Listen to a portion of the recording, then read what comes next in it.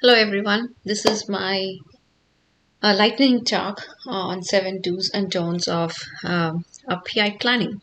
Now, as we all know, PI planning is the heartbeat of an agile release. And before 2020, the way we used to have PI planning is everybody is in the same room, 2 full days of networking, 2 full days of planning, and like face-to-face communication, which is one of the crucial as per agile manifesto. But things have changed. 2020 has made co-location really very difficult. So in this last year, I went through a couple of PI plannings, remote PI plannings, and as I was planning through those and as I was learning, I thought it would be best to share few of the do's and don'ts of a successful PI planning. So before you come to a PI planning, you have to make sure that two things are ready. One is logistics, especially if it's remote. Make sure you're using a tool that everybody understands, everybody can use. What I did was I found a tool that can work best for us, and I shared it with the business partners. And few of them needed help understanding, so I made sure that I introduced the tool a little before the PI planning to them so that they are aware of what needs to be done. And I requested them to share at least 10 important features that they want to be discussed in that PI planning or that they are aware of, so that we don't spend the first half of the PI planning just to try to figure out how to use that tool. So logistic readiness and content readiness. These two are very important for PI planning, especially a remote one. So let's see what were the learnings that I had. Minimum tool, minimum tool. So Jira is our bread and butter. Jira Confluence is something that we use daily in and out. So I had to make sure that I have a tool that can integrate directly with Jira and Confluence so that it makes it easier for the whole team.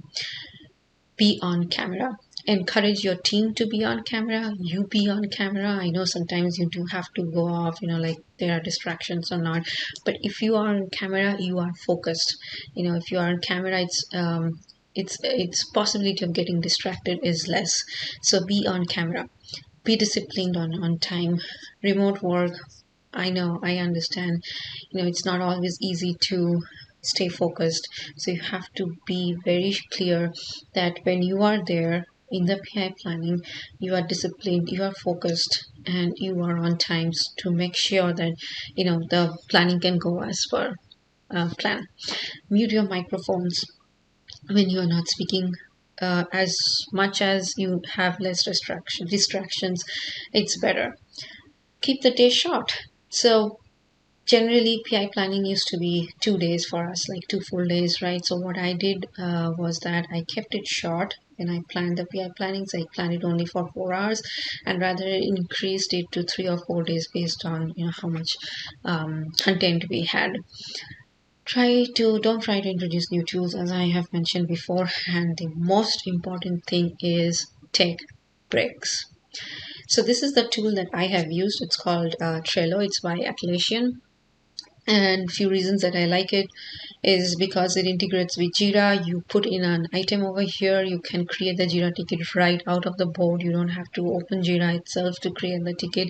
You can put in comments, you can put in priorities, dependencies, due dates, owners, both reactions. Basically, this completely integrates with Jira, so you don't have to maintain two different tools.